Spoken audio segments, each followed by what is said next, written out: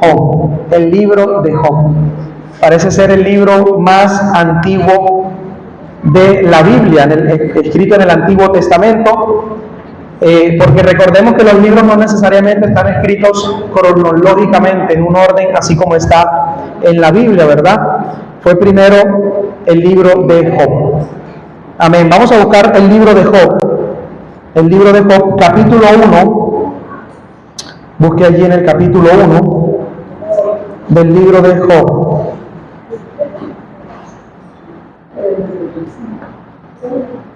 Amén. ¿Ya lo tienen? Job se encuentra entre Génesis y Apocalipsis, para que de pronto no se vayan a perder. Pueden buscarlo entre Génesis y Apocalipsis. Amén.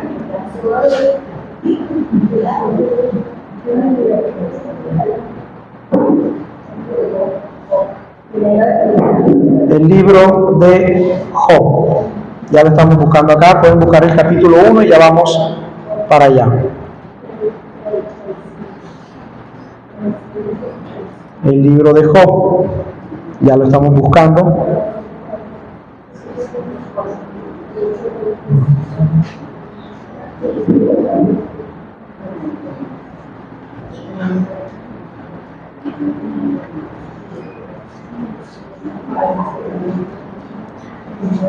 Capítulo 1 al versículo 3 y luego vamos a leer del versículo 6 en el mismo capítulo 1 hasta el versículo 12. Dice así la palabra del Señor. Hubo en tierra de Uz un varón llamado Job, y este era perfecto y recto, temeroso de Dios y apartado del mal. Y le nacieron 7 hijos y 3 hijas.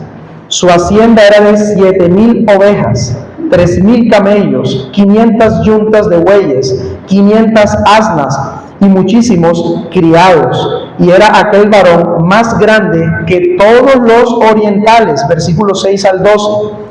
Y un día vinieron a presentarse delante de Jehová los hijos de Dios, entre los cuales vino también Satanás. Y dijo Jehová a Satanás: ¿de dónde vienes? Respondiendo Satanás a Jehová dijo: de rodear la tierra y de andar por ella.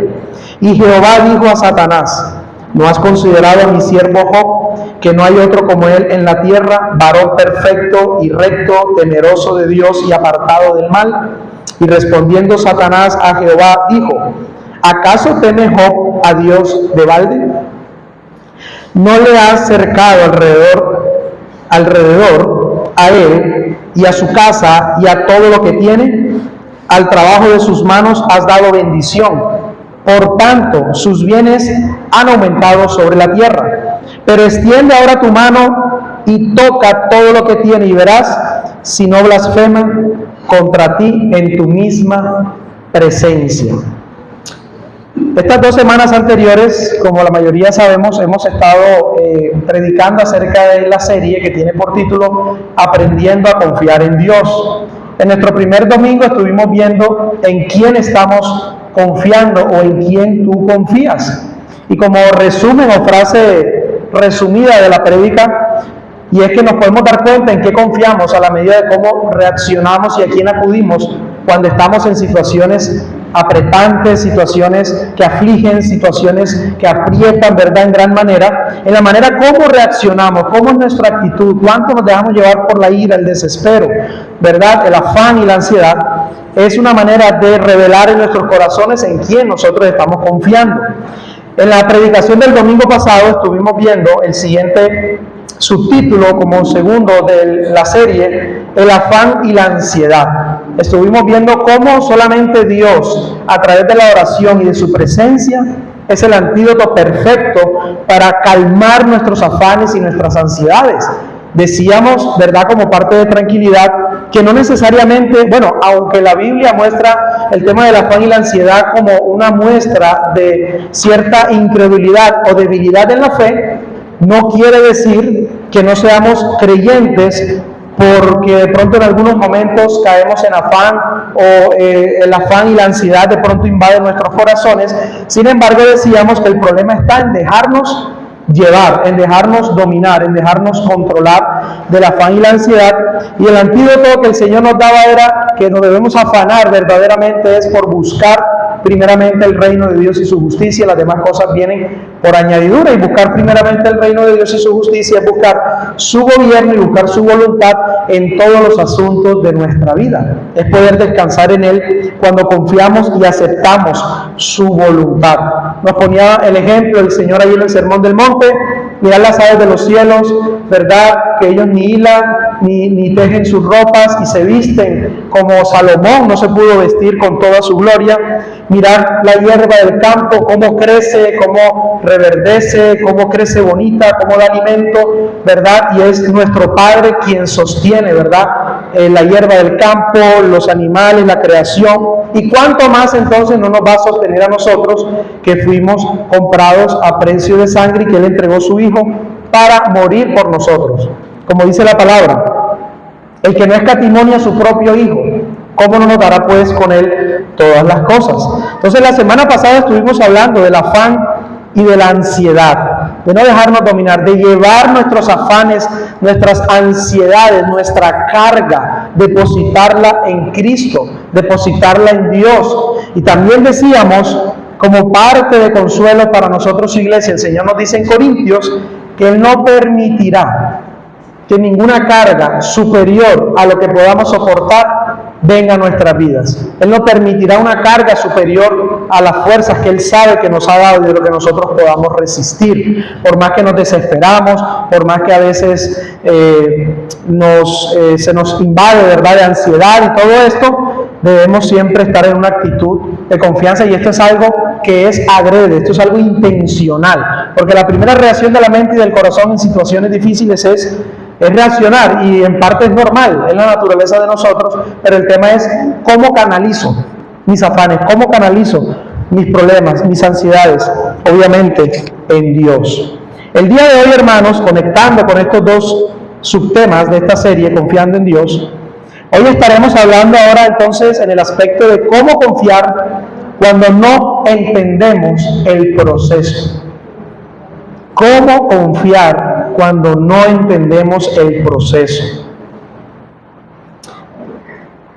Y esto me recuerda una vez, hace unos años atrás, que me encontraba realizando mis terapias de la rodilla. Algunos de pronto saben que a mí me operaron la rodilla de una lesión de ligamento cruzado y menisco en el 2017. Jugando fútbol me lesioné. Y me operaron aquel 7 de noviembre del 2017 en la antigua clínica Salucop, aquí al ladito de nosotros. Y me acuerdo que cuando me enviaron a la rehabilitación, en el centro de rehabilitación, con los fisioterapeutas, kinesiólogos, todos los encargados, uno entraba a ese lugar y eso era una sala de lamentos, de gritos, de llantos, de todo. Usted ha entrado a una sala de rehabilitación de una persona recién operada, o que tuvo una fractura, o que tuvo una situación, y eso es grito por aquí, grito por acá. Eso es terrible. Y entre esas personas no solamente habían adultos, también habían niños. Y en ese momento, ahí en ese momento, mientras yo escuchaba a los niños, habían a veces varios niños por ahí, los gritos tan desesperantes del niño, y yo escuchaba los gritos, claro, porque si uno se fractura el codo o algo en la fractura, en lo que le colocan el yeso, está el brazo así, te pierde movilidad.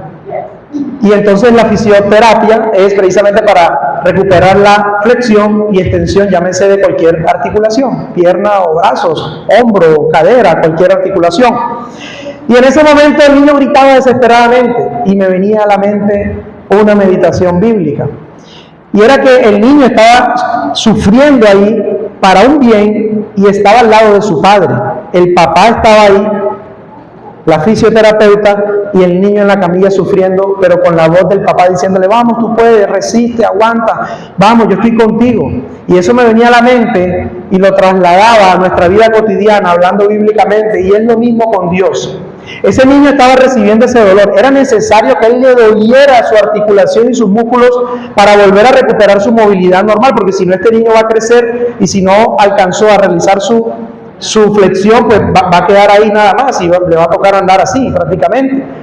Y a pesar de que estaba el padre, y el padre sabía que el niño estaba sufriendo, y el padre hasta mal se sentía de ver a su niño gritar, pero fuertemente por el dolor, no obstante, ese grito y ese dolor era para un fin bueno. Era porque a él le convenía doler, que le doliera el músculo, que pudiera estirar, que pudiera realizar el movimiento. Entonces me venía a la mente, hermanos, esas cosas, y yo decía, bueno, así hace Dios. Dentro de los procesos de nuestra vida cristiana de Dios con nosotros para nuestro bien y para nuestra santificación, es necesario, ¿cierto? Pasamos por esa sala, ¿cierto? Pasamos por esas situaciones, pasamos por esos dolores, pero que su final es un final bueno, aunque al presente nos hagan gritar y nos haga llorar. Y ahí estaba su padre alentándolo, como a sí mismo, en medio de nuestras circunstancias está Dios también con nosotros.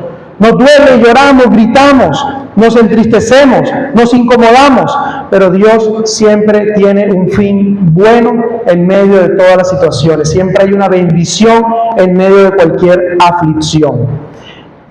Esto también para ilustrar, es como si nos imagináramos a un niño en una sala de cirugía. Esta confianza, cuando no entendemos, podemos mirarla así, un niño en la sala de cirugía, él no entiende para qué sirven los instrumentos quirúrgicos, las pantallas, cuál es la labor especial de la enfermera, el médico, él no sabe a ciencia cierta cuál es el procedimiento, él sabe que le van a hacer una cirugía. Y él no entiende, ¿verdad? No comprende el dolor, no sabe tampoco por qué su padre permite que le coloquen una anestesia, que se duerma y vengan a cortarlo o a rajarlo. Pero hay algo que él sí sabe, y él sabe que está en compañía de su padre, y de que a pesar que no entiende lo que está pasando y que va a ser doloroso y difícil, él sabe que su padre lo ama. La confianza del niño no está en el procedimiento, sino en quién, en la persona, en quien está con él. Muchas veces nosotros queremos buscar explicaciones a todo, somos así por naturaleza. ¿Por qué? ¿Por qué? ¿Verdad? Explicaciones a todo, cualquier cosa, ¿por qué? Y eso lo desarrollan los niños. Usted ve un niño y un niño le pregunta 128 veces el porqué de una misma cosa. ¿Y este vaso para qué sirve? Para tomar agua. ¿Y por qué? Porque nos da sed. ¿Y por qué nos da sed? Porque somos seres humanos. ¿Y por qué somos seres humanos y nos da sed? Porque cuando uno hace una actividad física o se mueve, se le seca la boca y uno le da sed. ¿Y por qué se le seca la boca a uno? Porque cuando uno habla, abre la boca y se le entra aire, ¿verdad? A la garganta, a los labios. ¿Y por qué uno habla y por qué uno...? ¿Cierto? Eso no hay que explicarlo mucho. El niño es ¿por qué? ¿Por qué? ¿Por qué? Y a veces nosotros también somos como esos niños, ¿verdad? Queremos saberlo todo. En ciencia cierta no está mal. Pero un porqué excesivo en nuestras vidas puede traer y aumentar la carga cuando estamos atravesando procesos. Eso es algo natural. Y así funciona la fe bíblica. Dios no nos llama a entenderlo todo. Incluso Dios no nos da detalles de todas las cosas, sino que Él nos llama a confiar plenamente en Él. Pero el problema es que muchas veces queremos explicaciones cuando Dios está buscando transformarnos, cuando Dios está buscando santificarnos, redimirnos. Entonces muchas veces confiamos en Dios hasta que la vida deja de tener sentido, hasta que la situación deja de tener una razón, un motivo, circunstancias para nosotros. A veces confiamos mientras hay respuestas, pero cuando llega el dolor sin explicación, la fe es puesta a prueba. Eso es lo que vamos a ver en Job. Una aflicción, dolor terrible sin ningún tipo de explicación, y Dios no le explicó nada a Job. Job, es que yo estoy haciendo esto para probarte de esta manera. Imagínate que Satanás, cuando vinieron los ángeles, él se presentó dentro de ellos, y entonces llegamos a un acuerdo que yo iba a permitir que él te tentara, pero la verdad era para avergonzar al diablo y mirar que yo estaba contigo y que yo soy más soberano y poderoso. Esa podría ser la explicación bíblica de por qué Dios permite que Job sea tentado por Satanás. Recuerde que Satanás no es soberano, Dios es soberano. Y Satanás está bajo el gobierno de Dios, del Señor. Él no está por ahí haciendo no más lo que Él quiere con un poder individual o soberano. Está bajo el control de Dios. Y asimismo también yo recordaba que esta confianza, cuando no entendemos el proceso, es similar a cuando nos tomamos una pastilla para el dolor de cabeza. Usted tiene su pastilla para X o Y enfermedad. Usted no sabe a ciencia cierta para qué sirve cada uno de los componentes, dónde la fabricaron, quién la fabricó. No sabemos qué componentes tiene. No sabemos muchas cosas, por qué es tan pequeñita, otras por qué son tan grandes, otras porque es amarilla, porque una es rosada, porque la otra es blanca, azul, del color que sea, ¿verdad? El color que venga la pastilla, roja, verde. No sabemos, pero nosotros tenemos fe en que esa pastilla me va a calmar la fiebre, el dolor de cabeza, el malestar general, y usted se toma la pastilla sin saber el proceso de ella, pero usted se la toma confiando que le va a sanar. Asimismo, hermanos, es la fe bíblica. Dios no está esperando ni nos está explicando todas las cosas para que entendamos. Él simplemente quiere que confiemos y descansemos en Él.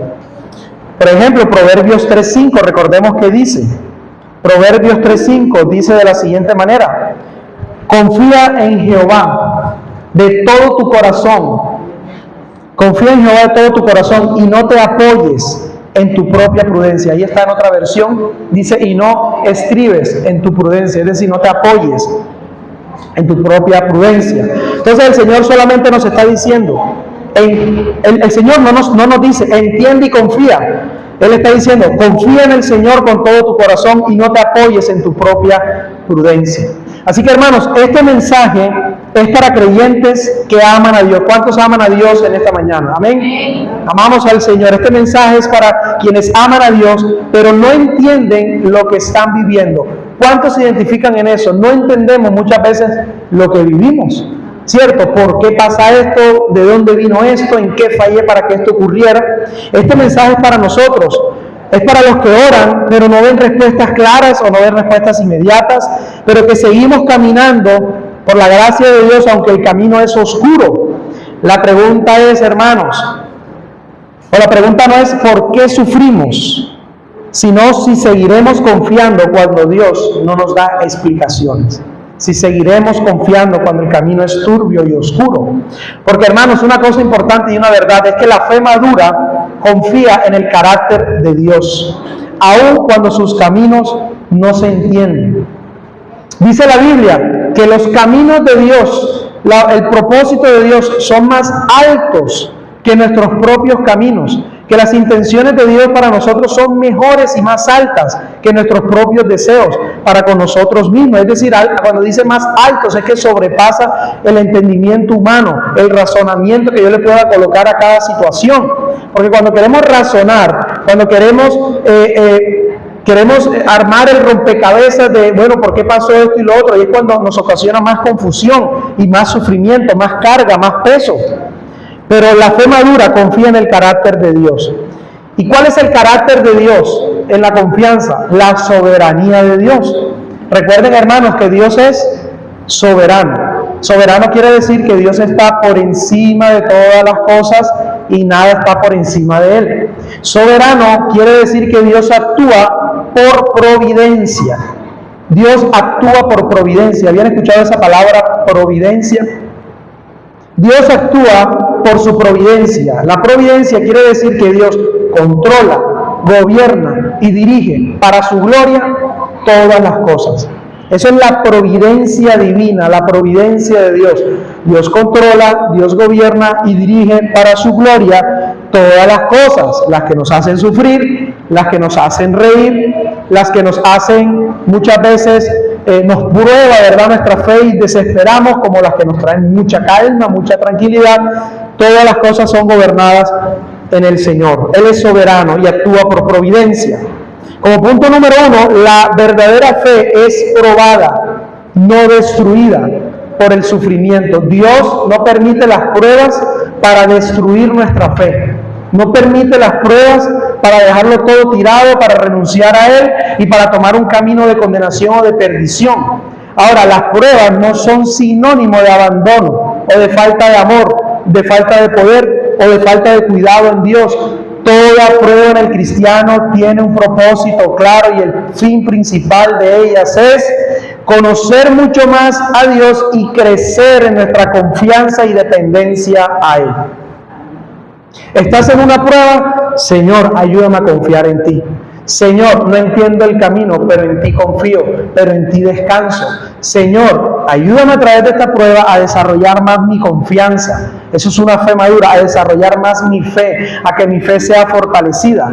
Miren, Dios permitió mientras él dormía en el piso de abajo de una embarcación que se levantara tremenda tormenta y los que estaban ahí se desesperaron y él permitió esa tormenta. Él ya lo sabía, él estaba durmiendo, el Señor ahí abajo no sé cómo se llama, en la proa, en la parte de abajo dormía y se desesperaron y permitió esa prueba para que ellos conocieran quién era el que llevaban ahí, que lo estaban ignorando. Se levantó y dijo: cálmense los vientos, paren las tormentas, que haya paz en el mar, y todo se calmó. El Señor permitió, vuelvo al ejemplo de Pedro, que caminara en medio de la tormenta y que se hundiera, para mostrar que la confianza no está en las circunstancias, sino que debe estar en Él.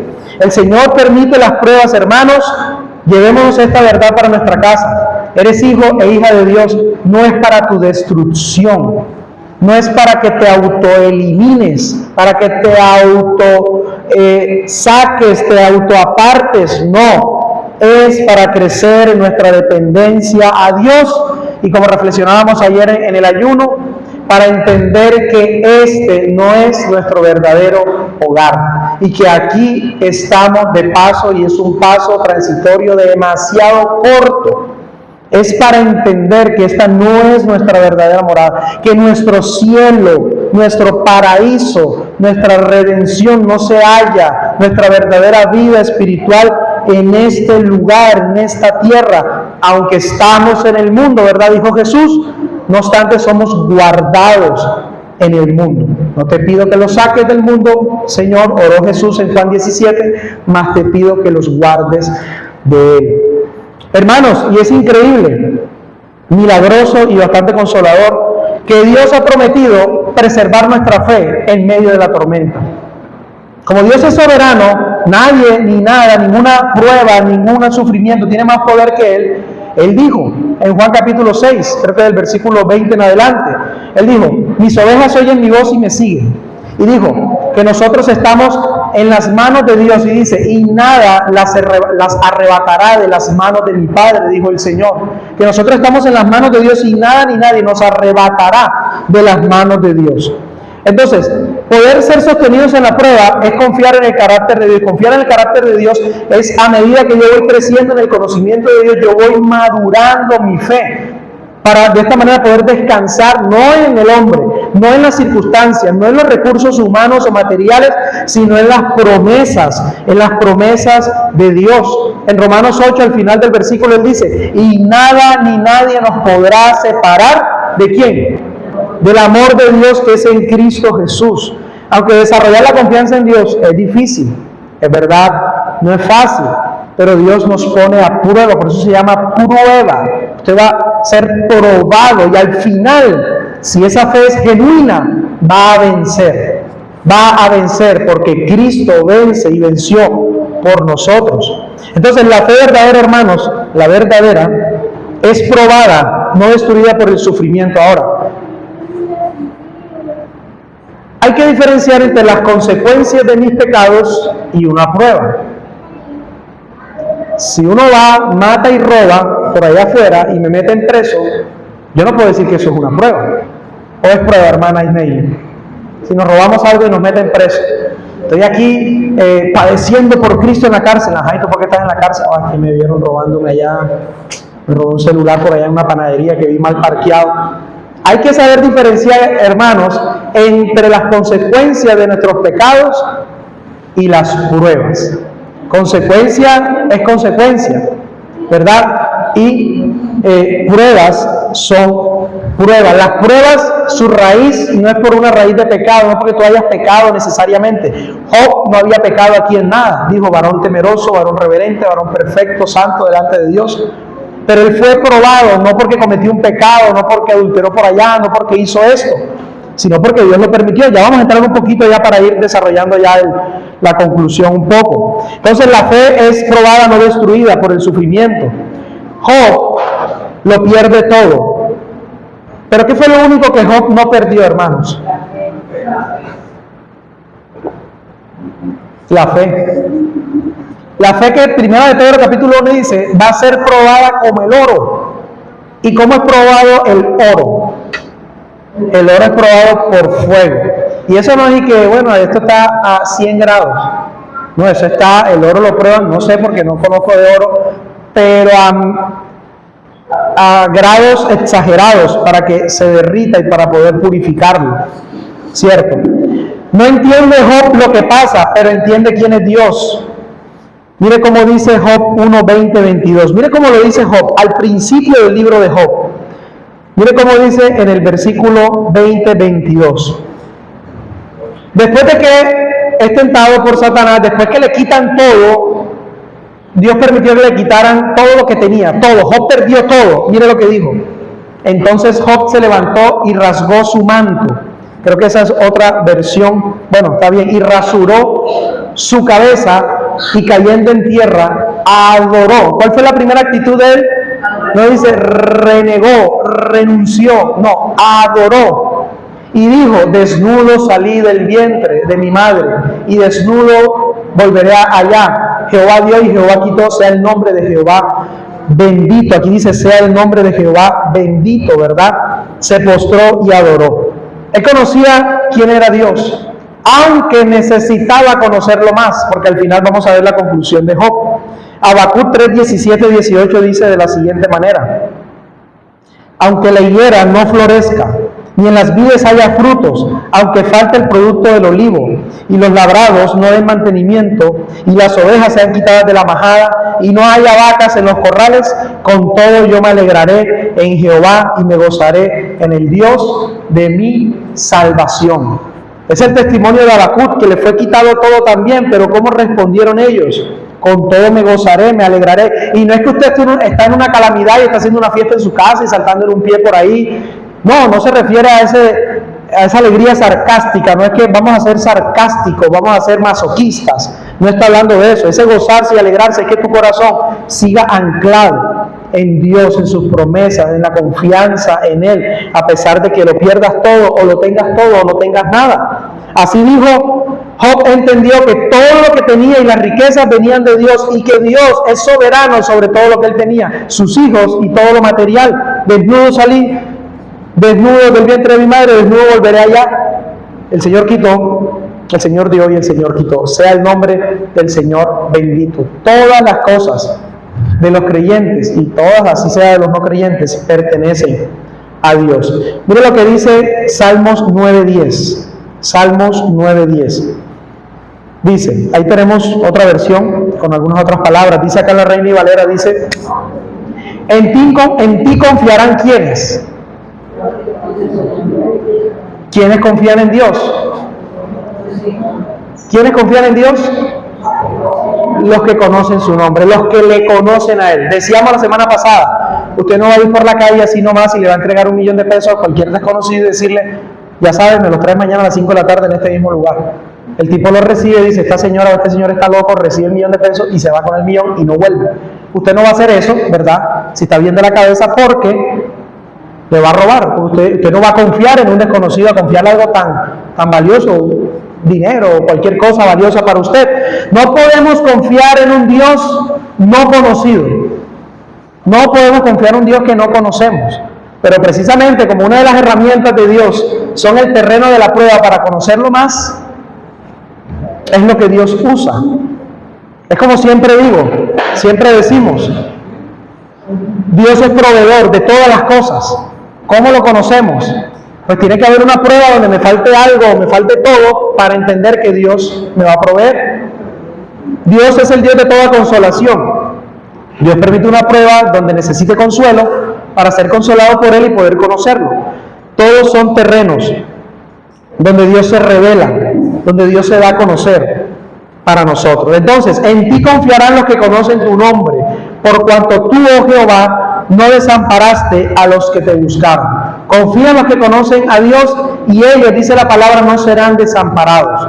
Debemos entender que en medio de la prueba no vamos a ser desamparados, hermanos. No vamos a ser desamparados. Si conoces a Dios, puedes confiar en Él. Ahora, cuando la lógica se queda corta, la lógica humana es limitada, Dios no lo es. El gran conflicto espiritual, ¿cuál es el gran conflicto espiritual? Entre la fe y la razón. No es entre la fe y la razón, perdón, sino entre la autosuficiencia y la dependencia. El gran conflicto espiritual en nuestro corazón no es entre fe y razón, sino entre mi autosuficiencia y mi dependencia. ¿Cuál fue el pecado original de Adán y Eva? Decidir sin confiar en Dios. Cuando no vivimos conforme a la palabra de Dios, estamos diciéndole, Señor, yo en ti no confío, yo no tengo fe. Cuando no vivimos conforme a la palabra de Dios, cuando no nos aferramos a Él, lo que le estamos diciendo es, Señor, no tengo fe. Es una muestra de incredulidad, ¿verdad?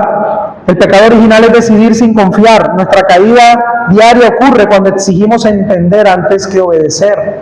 Job es el ejemplo.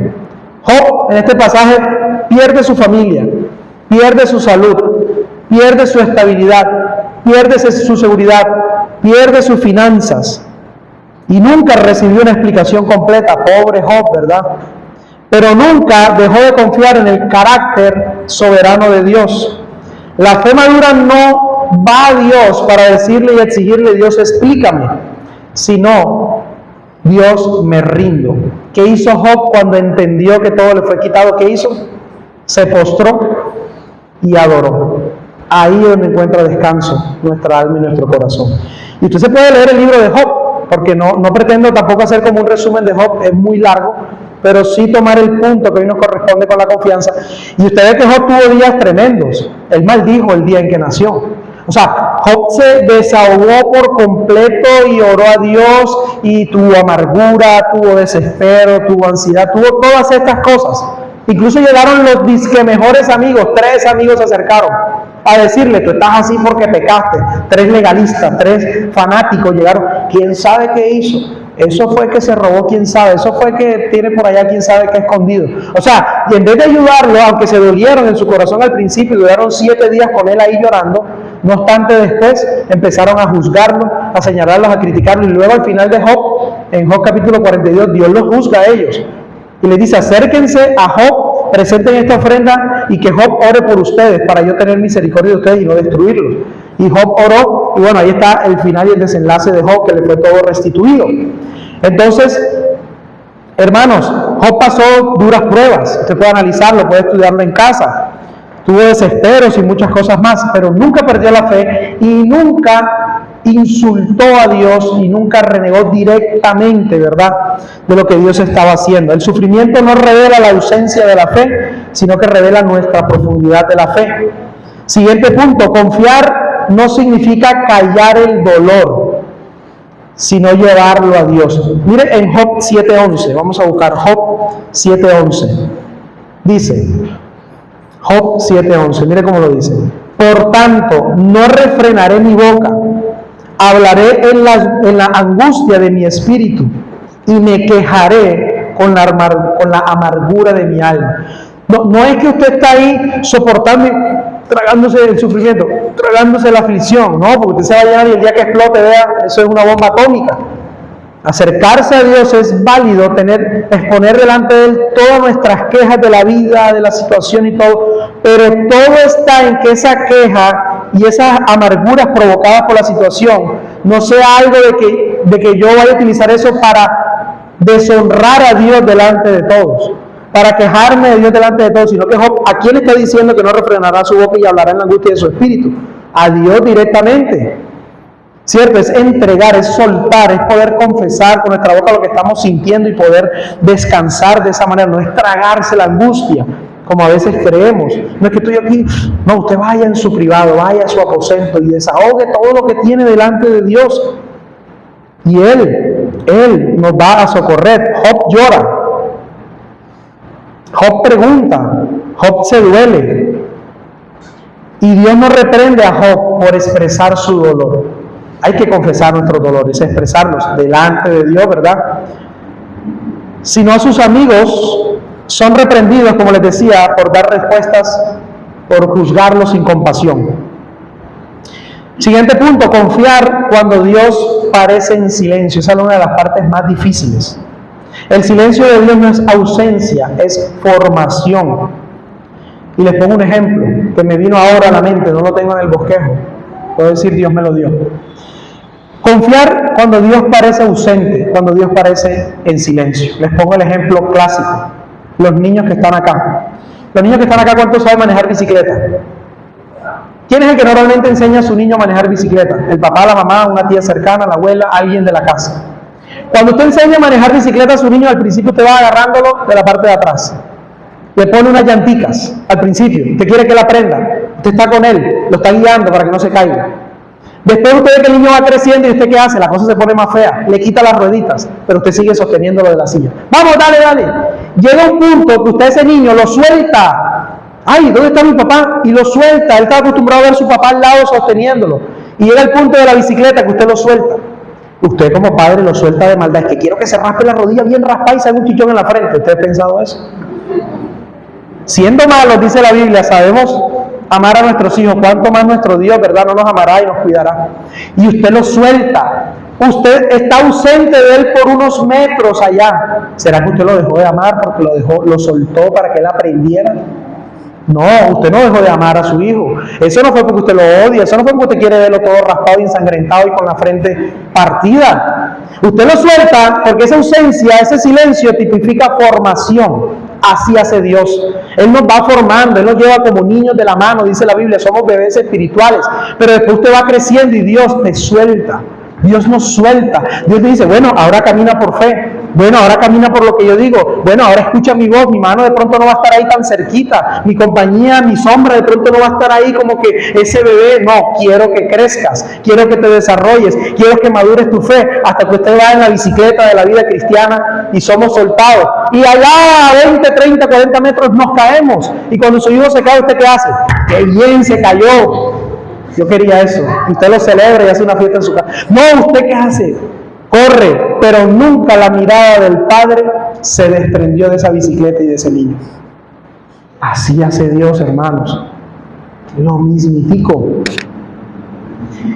Dios el Padre soltó a Jesucristo. ¿Sabe dónde? Padre, ¿por qué me has abandonado? ¿El Padre odió a Cristo cuando lo abandonó? No.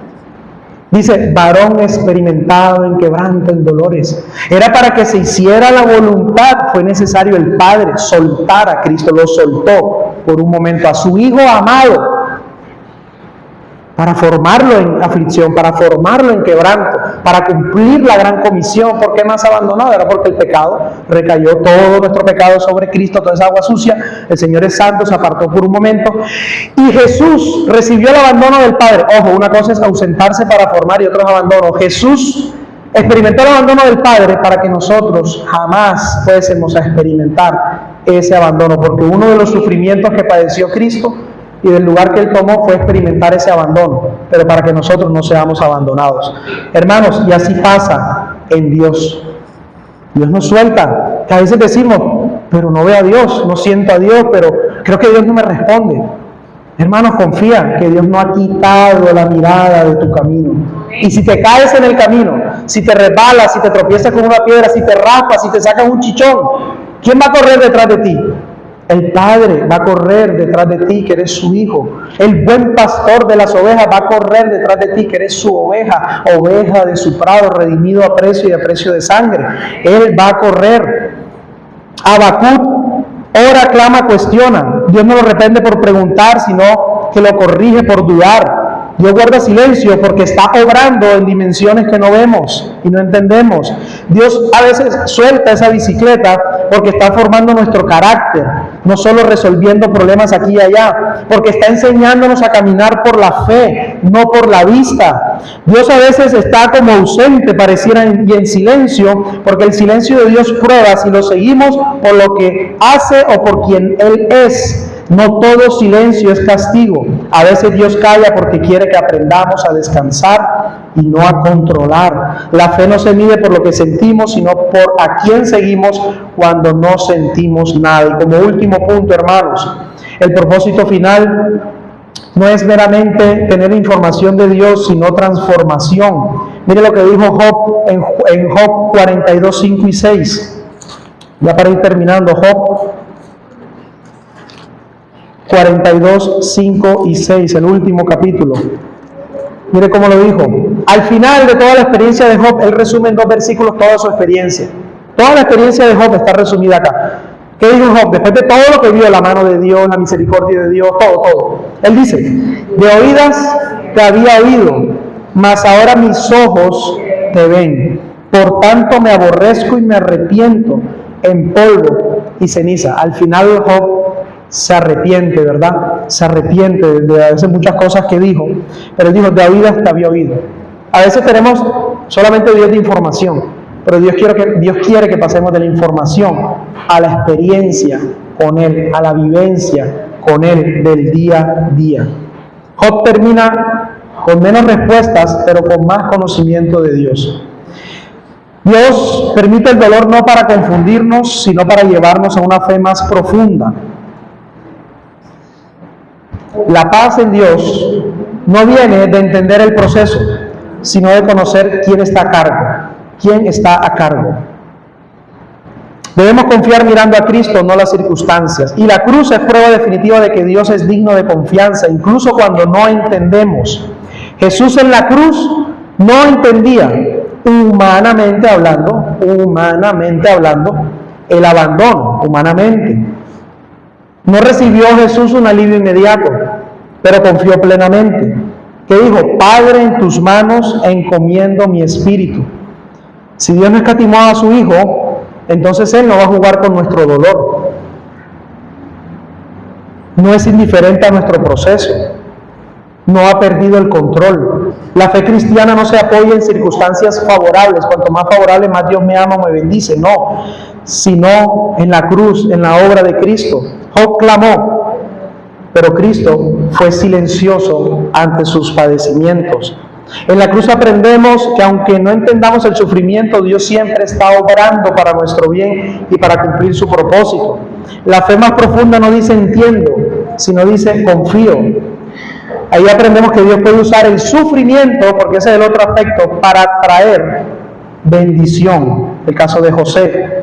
Lo que hoy no entiendes, mañana glorificará a Dios. Lo que hoy no entiendes, en el mañana será para la gloria de Dios. Terminamos con Romanos 8:18, porque sabemos que los que aman a Dios todas las cosas ayudan a bien. Salmos 34:19. Muchas son las aflicciones del justo, pero ¿de qué? De la mitad, un poquito, un porcentaje, unas cuantas, dice, de todas ellas le librará el Señor, le librará Jehová. Muchas son las aflicciones del justo, de todas ellas lo librará el Señor. Y Romanos 8:18, mire esta promesa en medio del sufrimiento. Pues tengo presente, o tengo por cierto, que las aflicciones del tiempo presente no son comparables con la gloria venidera que en nosotros ha de manifestarse. Usted quiere ver su prueba pequeña, por más sufrimiento que tenga, compárala con Dios. Con lo que Dios te dio, compáralo con eso. Compáralo con Cristo, compáralo con la eternidad, compáralo con su gloria y vas a ver de ese problema que nuestra mente agiganta y nuestra incredulidad muchas veces y falta de confianza, vas a ver cómo pierde terreno y cómo pierde tamaño. Cuando lo comparamos con la gloria que debe venir, es que ahí lo dice, ninguna de las aflicciones de este tiempo presente se compara con lo que ha de venir, con lo que Dios preparó su reino. Él tiene su casa decorada, hermosa, linda, preciosa, con todos los beneficios y todas las bendiciones preparadas esperando por nosotros. Y aquí es solo una muestra pequeña de lo que experimentaremos en el cielo, ¿verdad? Hermanos, este llamado es para nosotros, los que estemos viviendo procesos que no comprendemos, que hemos orado y no recibimos respuesta muchas veces, que seguimos creyendo pero a veces estamos cansados, los que estén en medio de decisiones que no entiendan, los que han orado y sienten silencio, los que han confiado pero hoy están débiles. La invitación es clara. Hoy no pidamos explicaciones a Dios, sino que más bien rindamos, ¿verdad?, a Él, nos rindamos a Él para decir: Señor, no entiendo pero confío. Amén. Le invito a colocarse sobre sus pies, hermanos. Vamos a orar en esta mañana. Vamos a darle gracias a Dios. Y si has venido cansado, atribulado, si has venido cargado, si has venido con alguna situación que no entiendes, que necesitamos claridad, que necesitamos